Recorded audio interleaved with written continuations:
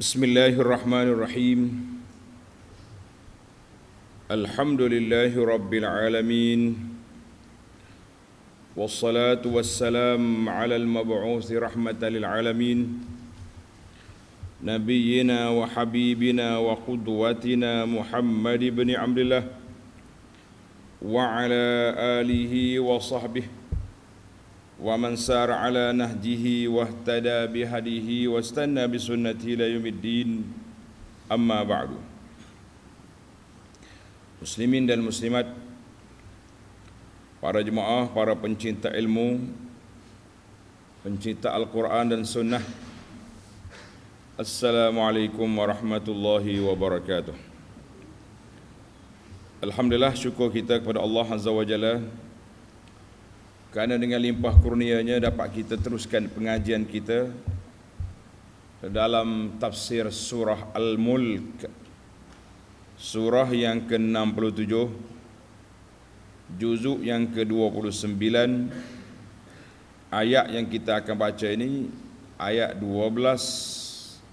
sehingga 15. 4 ayat saja menceritakan tentang kelebihan orang yang takut kepada Allah, dijanjikan keampunan daripada Allah Azza wa Jalla, dan Allah nyatakan ilmunya mengetahui segala perkara. Kemudian Allah ungkit pada kita nikmatnya menyediakan bumi dan bukit bukau ini supaya kita berjalan, berusaha mencari rezeki padanya. Alhamdulillah, kita mula dengan baca ayat, kemudian kita pergi kepada huraiannya insya-Allah. Bagi jemaah yang ada tafsir pimpinan Ar-Rahman edisi Jawi, muka surah 1269. 1269.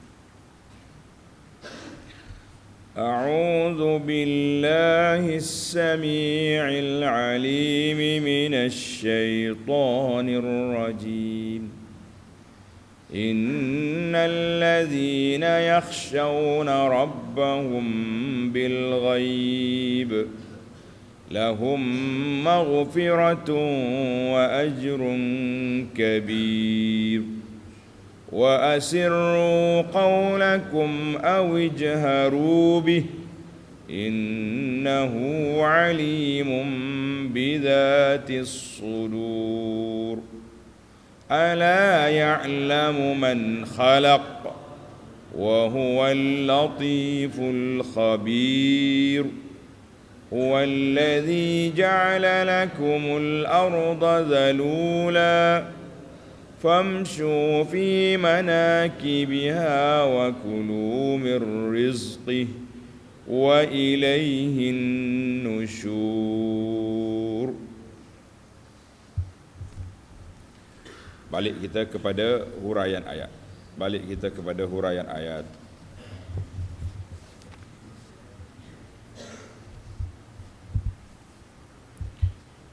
Innal ladzina yakhshawna rabbahum bil ghaibi. Sesungguhnya orang-orang yang takut melanggar hukum Tuhannya semasa mereka tidak dilihat oleh orang lain dan semasa mereka tidak melihat azab Tuhannya. Lahum maghfiratun wa ajrun kabir.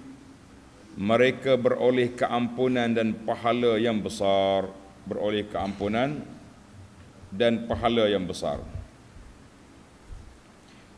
Kita tengok munasabatul ayat. Dalam ayat yang lepas, Allah Ta'ala sebut janji seksa kepada orang-orang kafir yang tak mahu beriman. Seperti biasa uslubul Quran, dia akan bawa mari janji baik, wa'dun.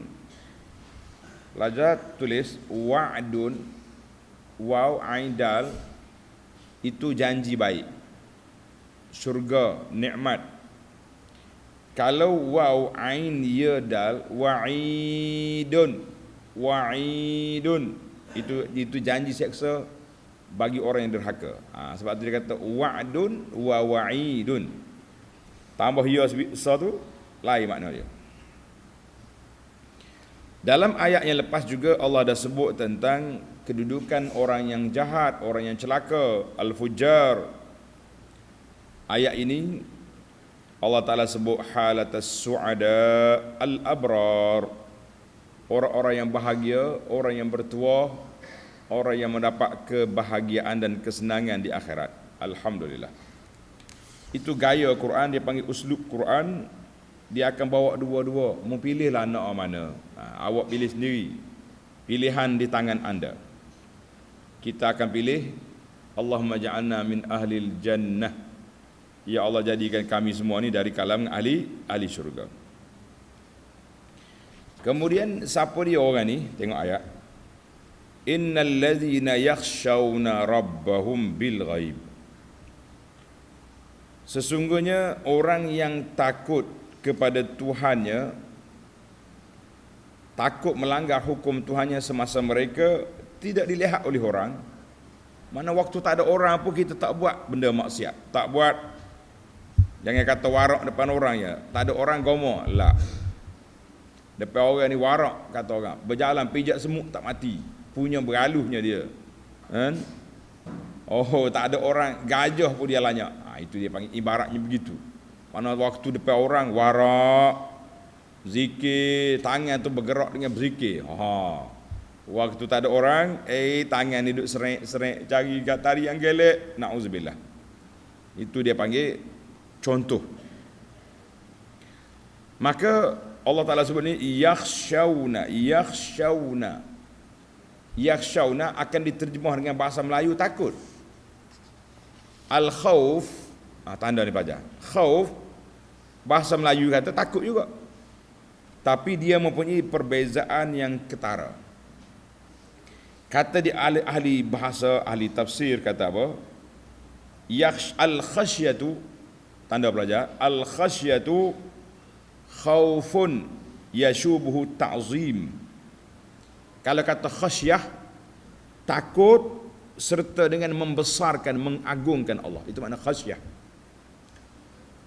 Kalau kata khauf, takut biasa. Mungkin kita takut tapi nak marah. Saya takut tu ke harimau. Tapi kita tidak mengagungkan harimau. Saya takut pada dia tu pencuri, tapi kita benci dengan pencuri. Kita tak kata aku khasyah dengan pencuri lah, khauf.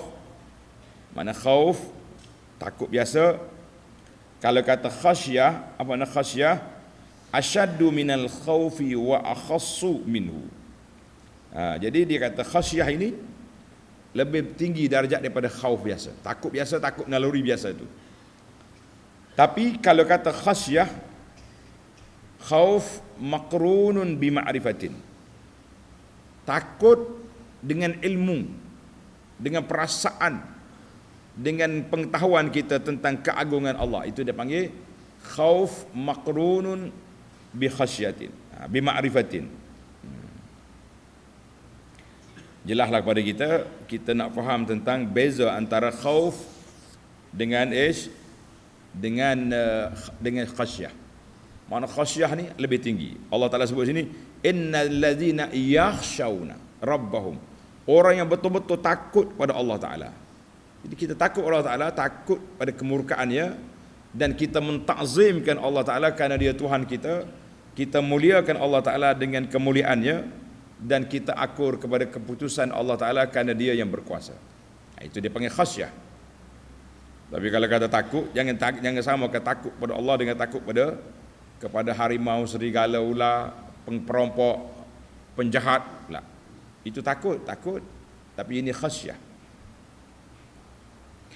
Ai innal ladzina yakhafuna Allah, siapa dia takut pada Allah Taala, wa hum lam yarahu fid dunya, tak ada siapa tengok pun Allah di dunia. Tak ada apa siapa tengok di Allah di dunia. Walam yarau azabahu, tak tengok juga azab. Cuma sekali-sekala kita tengok tsunami, tengok bencana-bencana yang datang, tetapi dia tetap taat kepada Allah Azza wa Jalla, meninggalkan maksiat. Termasuklah waktu dia keseorangan, tak ada orang pun, tetap dia menjaga hak Allah Azza wa Jalla tidak dicabuli, tidak dilanggari. Ini maknanya. Maka ulama tafsir kata takut ketika bersendirian walaupun tidak ditengok oleh orang, tapi dia tahu Allah tengok. Ini yang paling besar sekali dalam hidup kita ni para jemaah sekalian. Kita kena ada perasaan kita takut pada Allah Ta'ala walaupun tidak ditengok oleh orang, tapi kita yakin, percaya kita ditengok oleh Allah Azza wa Jalla. Kita ditengok oleh Allah Azza wa Jalla, maka pada ketika itu kita tak akan buat maksiat. Apa dia dapat? Orang yang takut Allah Ta'ala macam ni, apa dia dapat? Lahum maghfiratun wa ajrun kabir. Lahum maghfiratun minallahi lidhunubihim. Bagi mereka keampunan daripada Allah Ta'ala bagi dosa-dosa mereka. Wa thawabun azim, dan pahala yang besar. Pahala yang sangat besar Allah Ta'ala sediakan. Sebab apa? Sebab mereka benar-benar takut pada Allah Ta'ala, tak kira ada orang ke tak ada orang. Kalau ada orang takut, tak ada orang langgar, itu dia panggil takut main-main. Dia bukan takut ke Tuhan, dia takut orang, takut ke orang, takutkan netizen. Sekarang ni orang tular, dia panggil tular. Tular. Maka kita takut Allah Ta'ala, takut sungguh-sungguhlah. Jangan duduk main-main. Baik. Oleh kerana kita tengok pada ayat 13. Ayat 13. Wa asirru qawlakum aw ijharu bih innahu alimun bidzatis sudur. Wa asirru qawlakum, dan tuturlah perkataan kamu dengan perlahan atau dengan kuat, dengan nyaring. Cakap bisik, cakap kuat.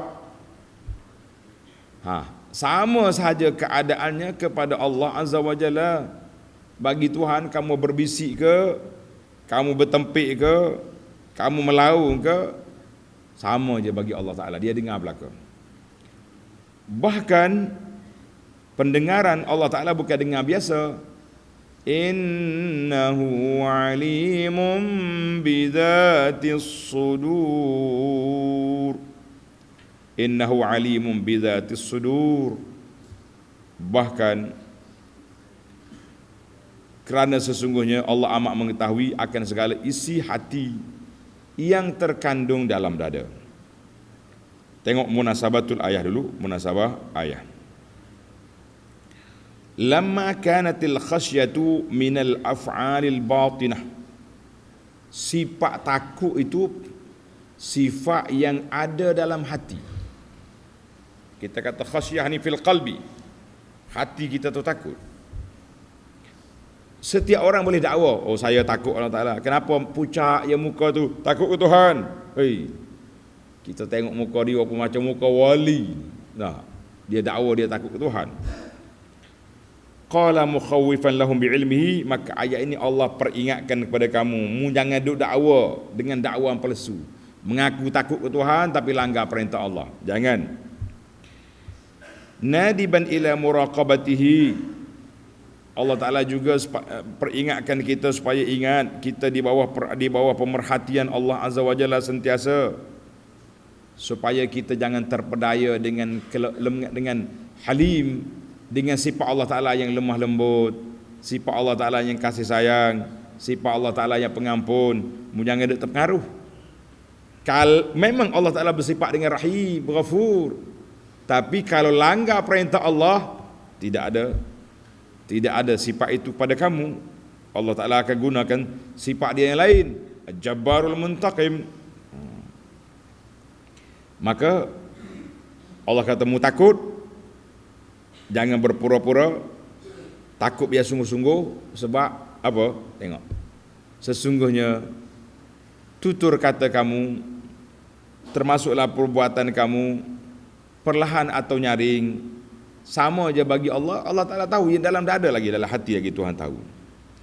Ai wa akhfu kalamakum, kalau kamu sembunyikan, perlahankan kata-kata kamu ayuhan nas, awizharu, ataupun kamu zahirkan suara kuat-kuat, fakilal amrayni sawa'un indallah, dua-dua tu sama je di sisi Allah Azza wa Jalla, tak boleh nak langgar, tak boleh nak bezakan, sama je bagi Tuhan, dalam gelap, dalam cerah, dalam ramai, dalam seorangan, sembunyi atau nyata, lil indallahi sawa, tak ada beza.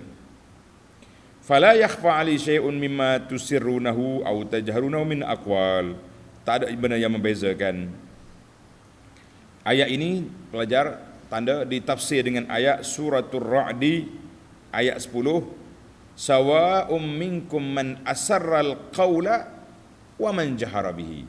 Sama ya, sama bagi Allah Ta'ala tu. Kamu asarral qawla, perlahankan suara, bisik-bisik je cakap, atau kamu bertempik melaung, sama je.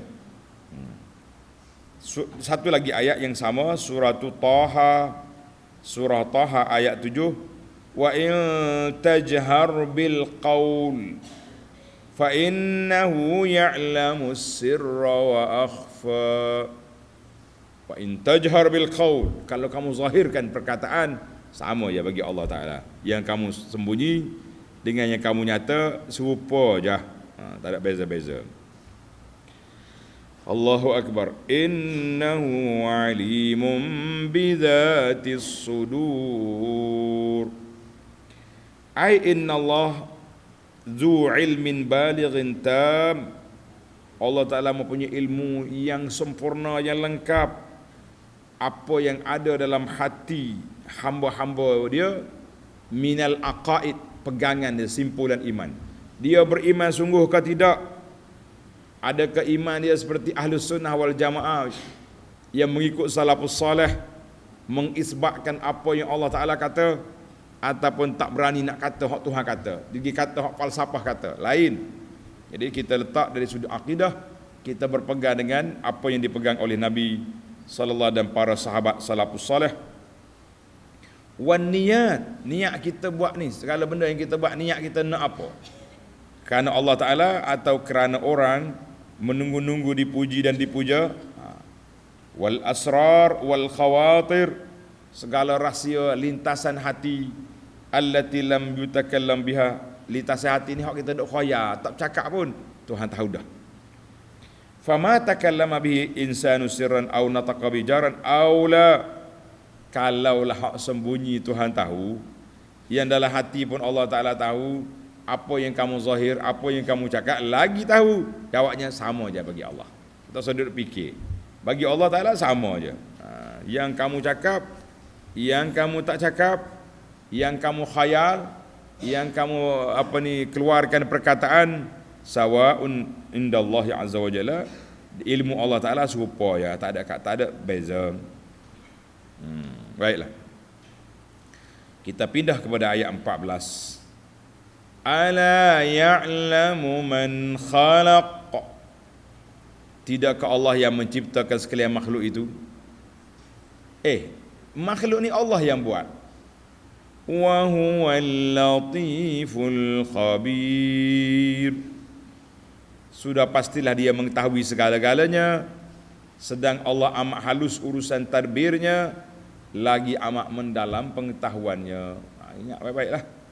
Ala ya'lamu man khalaqa wa huwal latiful khabir, ai anna Allah Ta'ala lamma zakara, Allah Ta'ala sebut tadi sifat dia mengetahui perkara yang zahir, perkara yang tersembunyi, perkara yang dalam hati, maka di sini Allah bawa dalil bahawa dia tahu semua dalam alam ini.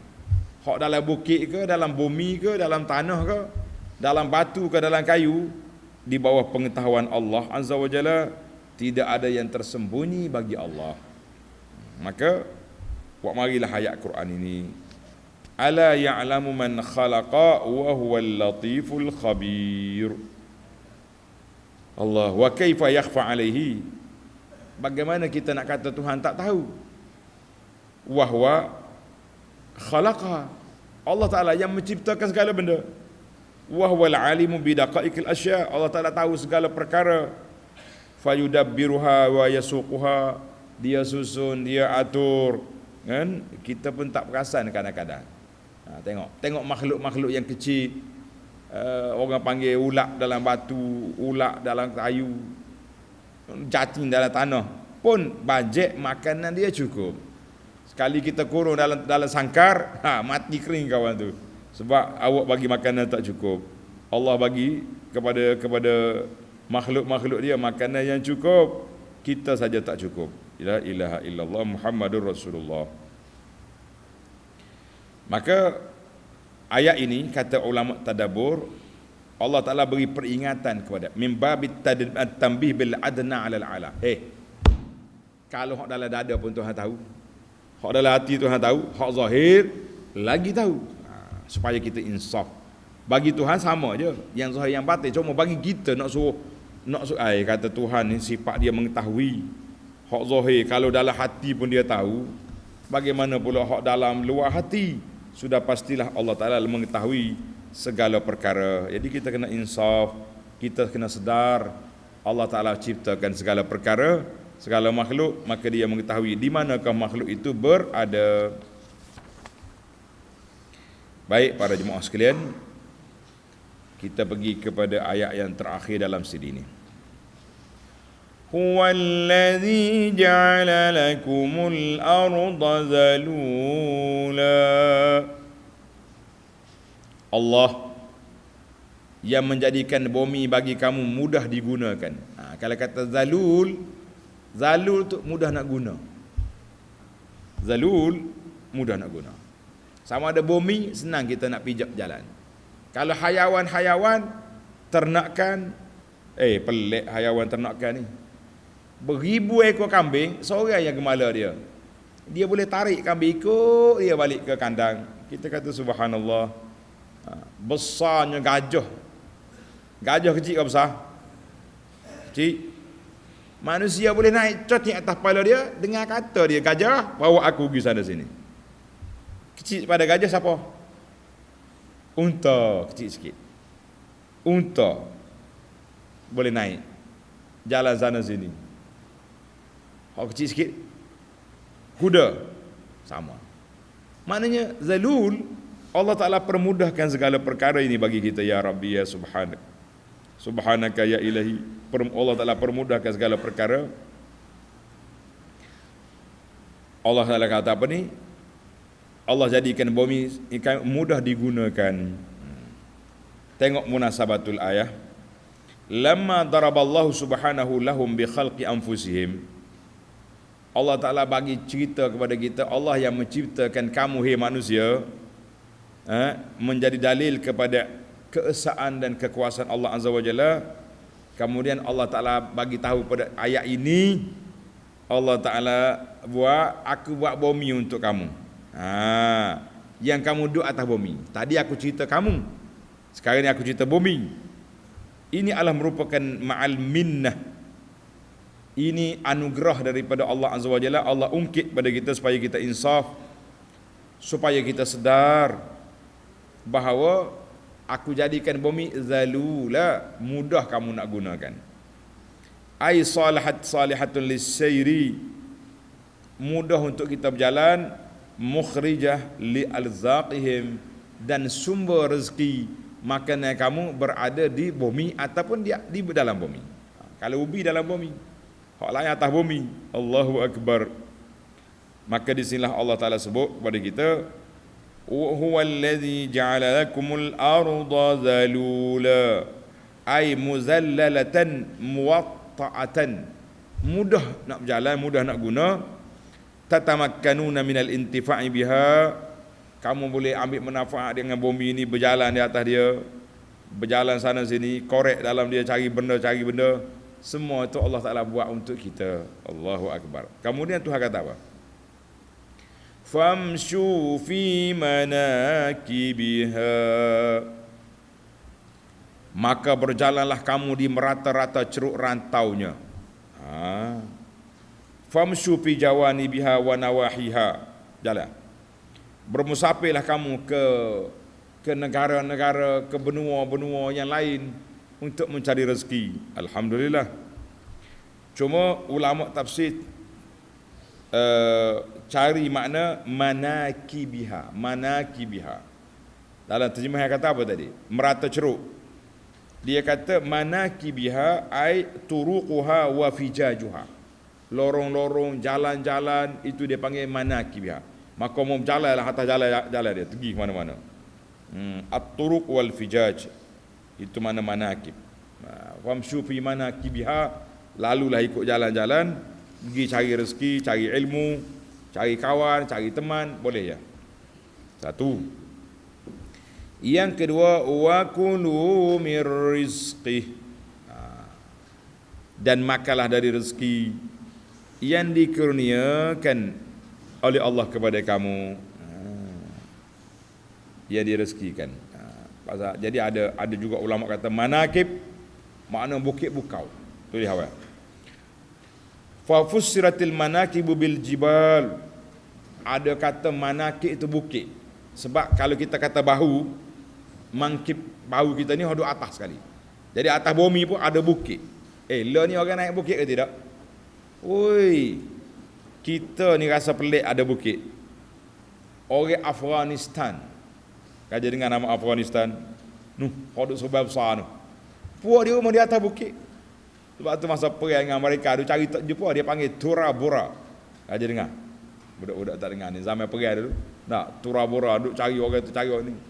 Dia dalam bukit. Hak raja mendaki ni. Naik atas bukit Mekah tu. Jabal Nur. Naik-naik kita letih ngak-ngak. Orang apa-apa Afghan duk jual air syai, jual air teh atas bukit. Naik Jabal Sur tinggi lagi. Ada juga puak dia buka apa ni, makan teh atas bukit. Jual syai. Tanya dia, antam mafi ta'ban? Kita tanya. Anta Syekh, antam mafi ta'ab?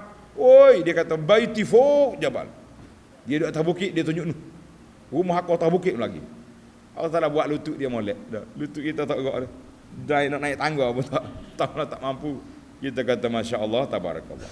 Zalul manakib, mana dia kata naik bukit. Allahu akbar. Tafsir apa saja manakibia.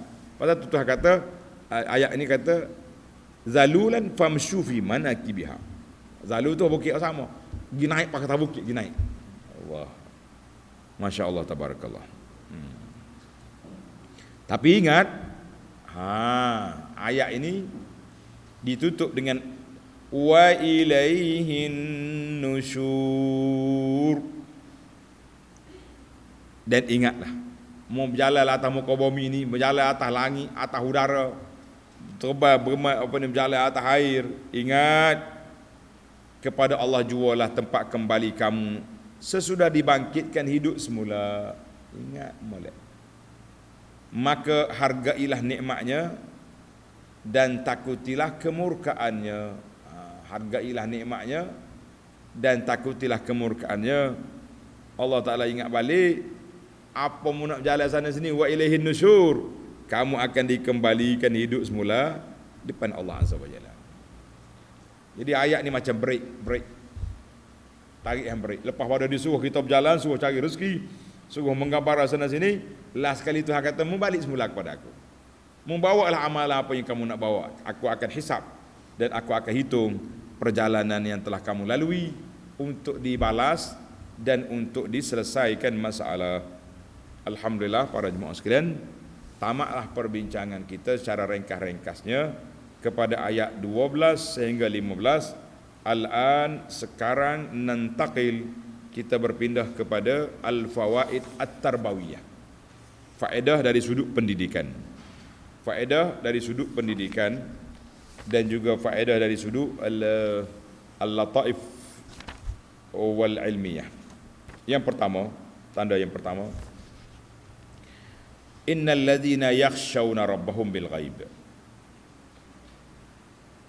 Orang yang takut Allah Ta'ala, walaupun dia tak nampak Tuhan, dia tak nampak azab, tak ada orang nampak dia, maka di sini ayat ini Allah Ta'ala menggalakkan kita khasyatullah, naklah kita takut kepada Allah Ta'ala dengan penuh ta'zim dan kasih sayang. Itu dipanggil khasyah. Tadi anak di awal tadi saya dah sebut beza di antara khasyah dengan al-khauf. Takut saja lain. takut khasyah, takut gerun dengan penuh ta'zim dan mahabbah. Itu dia panggil khasyah. Takut kita pada Allah. Kita takut Tuhan, tapi kita sayang ke Tuhan. Itu takut. Al-makna fil ghaibi wasyahadah.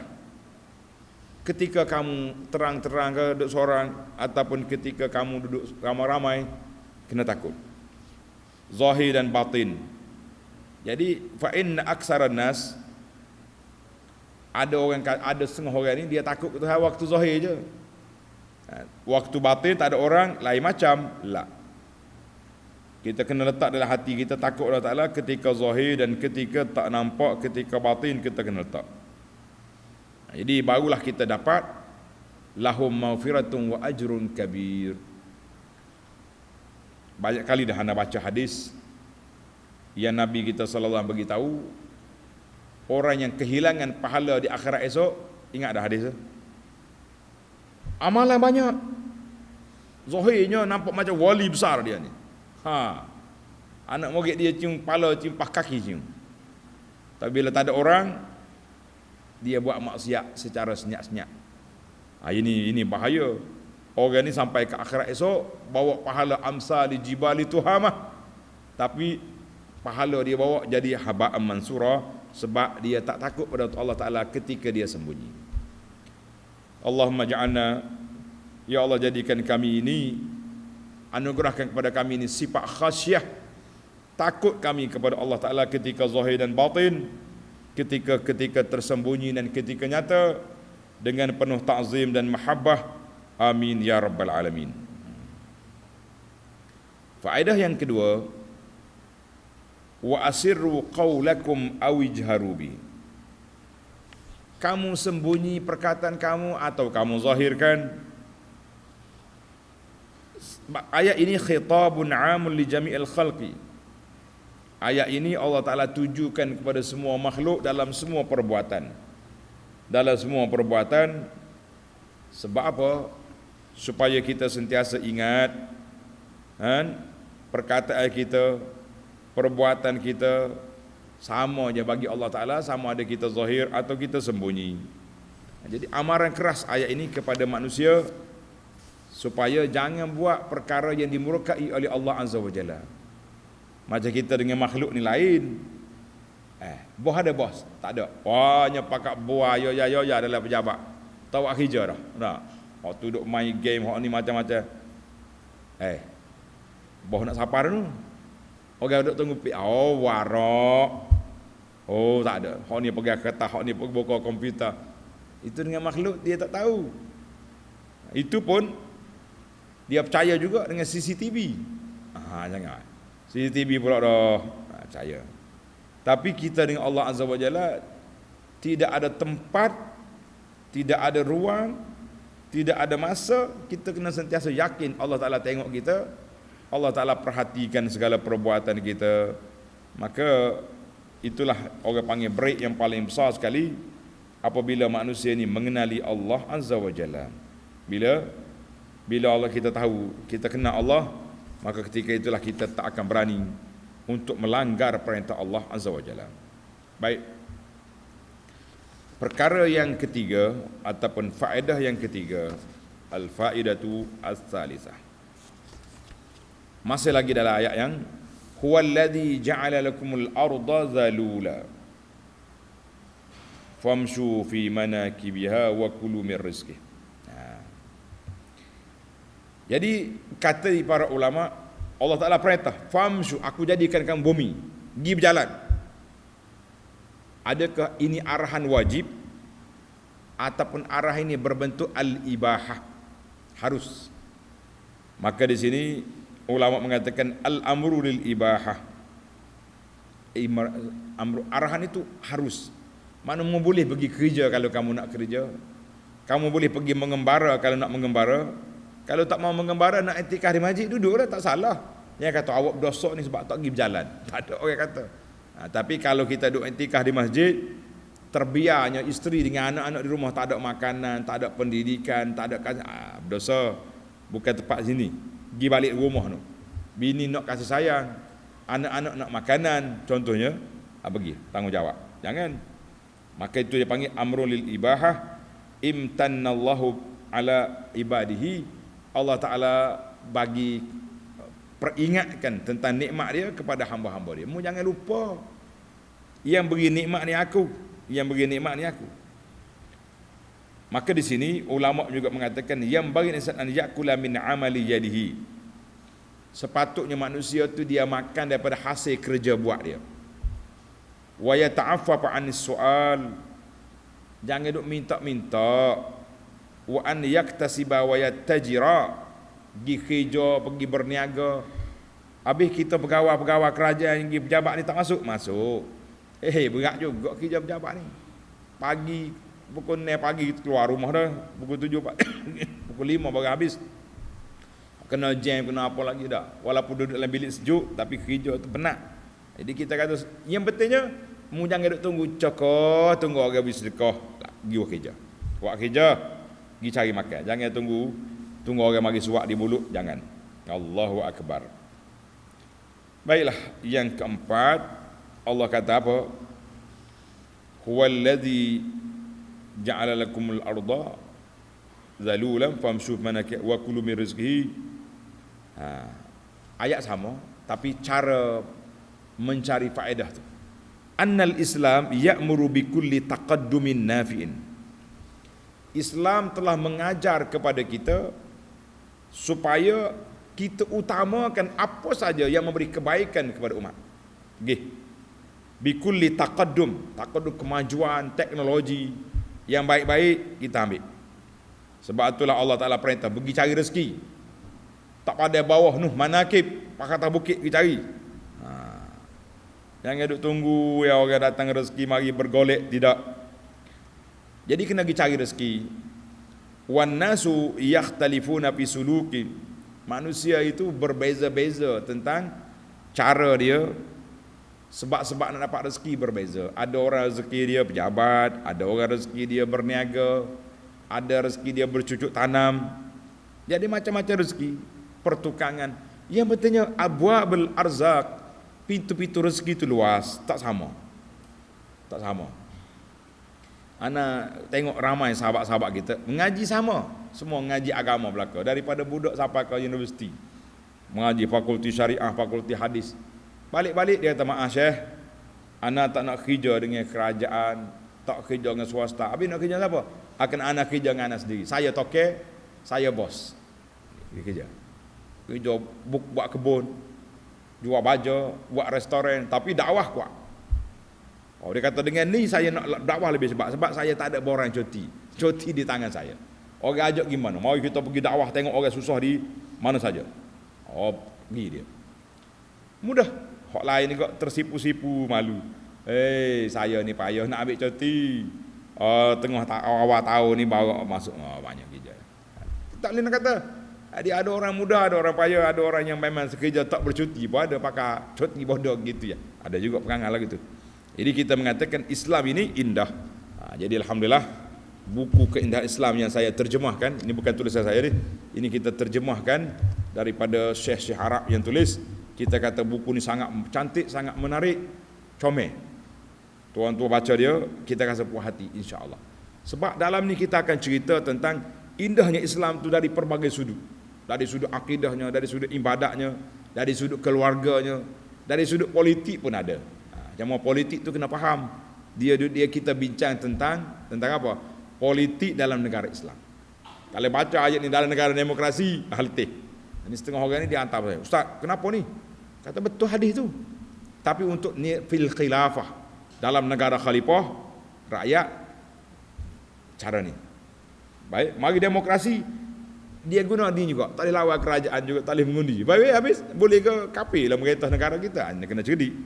Jadi baiklah para jemaah, para pelajar sekalian, indahnya Islam itu duduk di mana? Likulli taqaddumin. Semua benda yang taqaddum, kemajuan, Islam tak menolak. Pasal itulah dikatakan al-hikmatu dhallatul mu'min. Benda baik itu benda kehilangan daripada orang mukmin. Orang barat kita hilang. Bila kita jumpa ambil balik. Jumpa di barat, jumpa di Eropah, jumpa di Jepun, jumpa di Korea, jumpa di Melayu, ambil. Ini masalahnya kita pandai ambil gambar aja. Ambil buat kerja tak reti lah, itu masalah kita. Bukan masalah Islam. Masalah kita umat Islam ni lemah, kita duduk kat situ. Baik. Jadi para pelajar yang terakhir, yang kelima, akhir ayat yang kita baca tadi, wa ilaihin nusyur. Kita semuanya akan kembali kepada Allah. Kita akan berhadapan dengan Allah. Jadi segala amalan kita, segala perbuatan kita, segala usaha kita mestilah patuh syariah. Biar benda tu halal, jangan ambil yang haram, jauhi yang syubhat. Sebab apa? Sebab kamu duduk atas dunia ni sekejap je. Bekalan yang kamu nak pergi ke akhirat ada ke tidak? Dalam dunia ni dunia darul ibtila. Allah Ta'ala nak uji kata di sini. Dia bagi rezeki halal, dia bagi rezeki haram. Mu ambil hak mana? Hak halal sempit, hak haram luas. Sempit ke luas, mau awak pilih yang mana? Pilihlah. Yang pentingnya wa ilaihin nusyur, kita akan kembali kepada Allah Azza wa Jalla. Jadi dunia ini dunia bukan tempat tinggal tapi tempat meninggal. Ana selalu sebut kata-kata ni supaya jemaah boleh faham. Dunia ni bukan tempat tinggal tapi tempat meninggal. Maknanya kita meninggalkan perkara yang baik, meninggalkan perkara yang boleh menjadi aset pada kita selepas kita mati, meninggalkan kawan keluarga yang kita sayangi, meninggalkan harta benda yang kita duk cari. Akhir kali kita seorang dalam kubur, duit tak bawa, bekalan pun tak ada, amalan pun tak banyak. Apa yang akan berlaku pada kita? Nas'alullah as-salamata wal afiyah. Semoga Allah Ta'ala selamatkan kita, para jemaah sekalian. Amin ya rabbal alamin. Maka dengan ini tamatlah perbincangan kita 5 faedah daripada ayat 12 hingga 15 surah Al-Mulk. InsyaAllah kita akan sambung lagi dalam siri akan datang, bermula ayat 16 sehingga ayat 19. Subhanakallahumma wa bihamdika asyhadu an la ilaha illa anta astaghfiruka wa atubu ilaik. Wa sallallahu ala nabiyyina Muhammadin wa ala alihi wa sahbihi ajma'in walhamdulillahi rabbil alamin.